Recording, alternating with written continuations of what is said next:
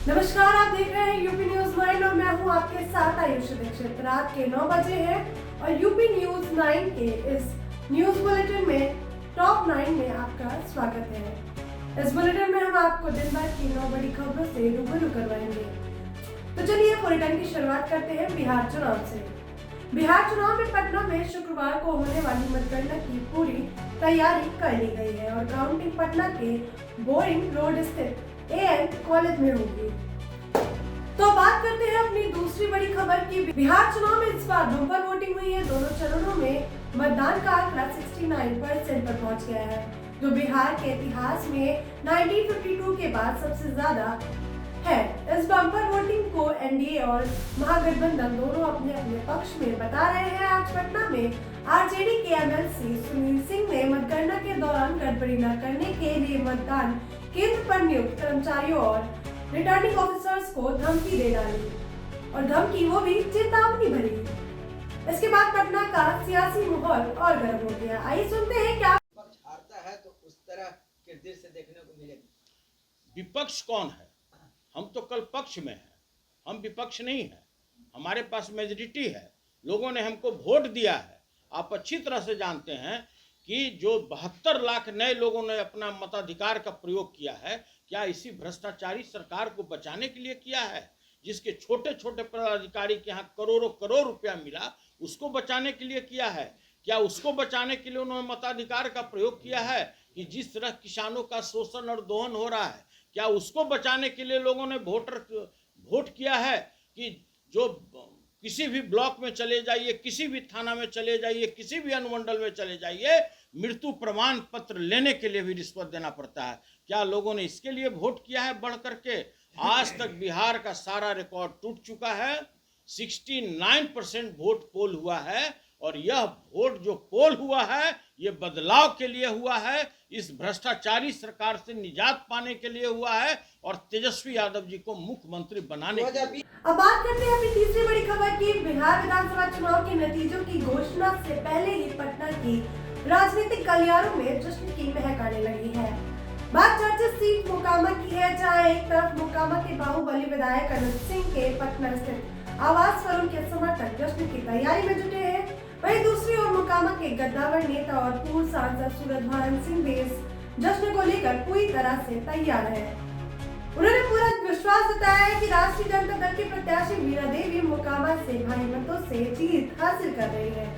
इस विश्वास के साथ ही पटना के डाक बंगला स्थित कौशल्या स्टेट में भव्य जश्न की तैयारी चल रही है। वीणा देवी के समर्थक और आरजेडी कार्यकर्ता पूरी मुस्तैदी से जुटे हुए हैं। उनके द्वारा मोकामा विधानसभा क्षेत्र के लोगों के लिए मिठाई और लजीज खाना बनवाने का काम भी किया जा रहा है।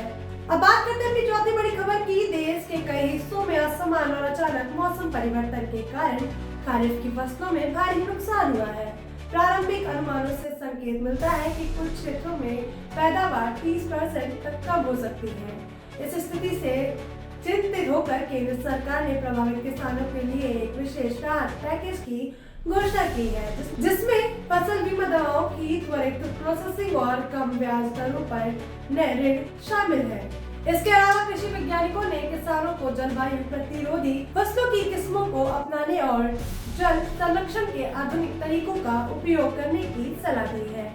यह संकट एक बार फिर जलवायु परिवर्तन के कृषि पर बढ़ते खतरे को उजागर करता है, जिस पर दीर्घकालीन रणनीति की आवश्यकता है। अब बात करते हैं अपनी पांचवी बड़ी खबर की। प्रधानमंत्री नरेंद्र मोदी 15 नवंबर को गुजरात के नर्मदा जिले के देदी आपड़ा में आदिवासी नेताजी बिरसा मुंडा की 150वीं जयंती समारोह में भाग लेंगे। इस अवसर पर 8,400 करोड़ की परियोजनाओं का उद्घाटन एवं शिलान्यास भी होगा।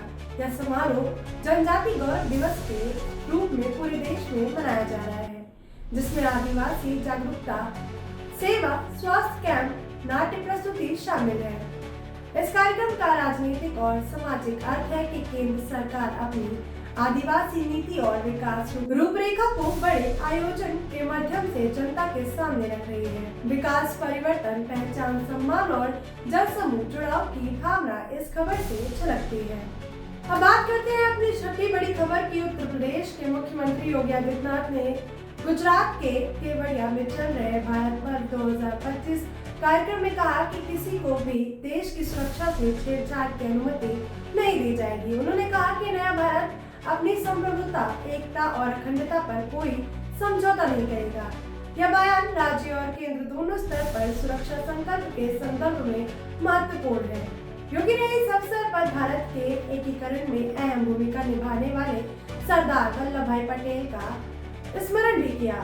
सामाजिक रूप से यह संदेश देता है कि सरकार आतंक और घुसपैठ जैसी चुनौतियों पर सख्ती दिखाने को तैयार है। अब बात करते हैं अपनी सातवीं बड़ी खबर की। मुख्यमंत्री योगी आदित्यनाथ ने लखनऊ में जनजातीय भागीदारी उत्सव नामक 6 दिवसीय कार्यक्रम का उद्घाटन किया, जो बिरसा मुंडा की जयंती के अवसर पर हो रहा है।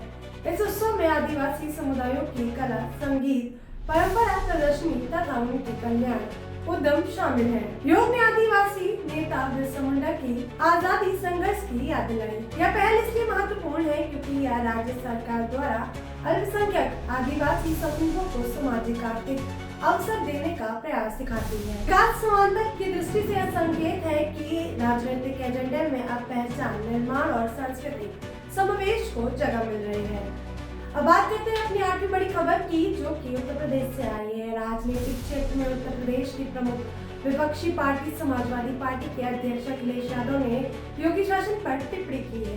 उन्होंने कहा कि मुख्यमंत्री विकास पर धीरे हैं और उनकी भाषा सांप्रदायिक हो रही है, ताकि सत्तारूढ़ दल का ध्यान व्यस्त रह सके। अखिलेश ने किशोर युवाओं की नौकरी संबंधी समस्याओं तथा मतदाता सूची संशोधन प्रक्रिया पर भी सवाल उठाए।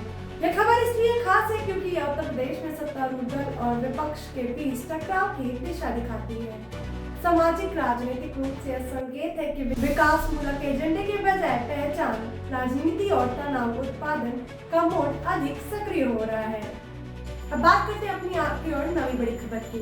भारत और दक्षिण अफ्रीका के बीच टेस्ट सीरीज कल यानी 14 नवंबर से शुरू हो रही है। भारत टीम के कप्तान शुभमन गिल होंगे और उप कप्तान ऋषभ पंत होंगे। पहला मैच कोलकाता के स्टेडियम में खेला जाएगा, वहीं दूसरा गुवाहाटी के स्टेडियम में।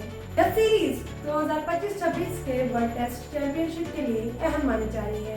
खेल दृष्टि से यह महत्वपूर्ण है क्योंकि दक्षिण अफ्रीका ने हाल ही में टेस्ट में अच्छा प्रदर्शन किया और भारत को घरेलू परिस्थितियों में चुनौती मिलने वाली है।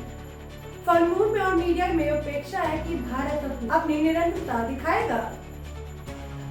दोस्तों ये थी आज टॉप 9 में बिहार चुनाव सहित आज की 9 बड़ी खबरें। वीडियो कैसा लगा कृपया कमेंट बॉक्स में जाकर हमें जरूर बताएं। मिलते हैं आपसे कल रात 9 बजे टॉप 9 के साथ। तब तक के लिए नमस्कार, जय हिंद।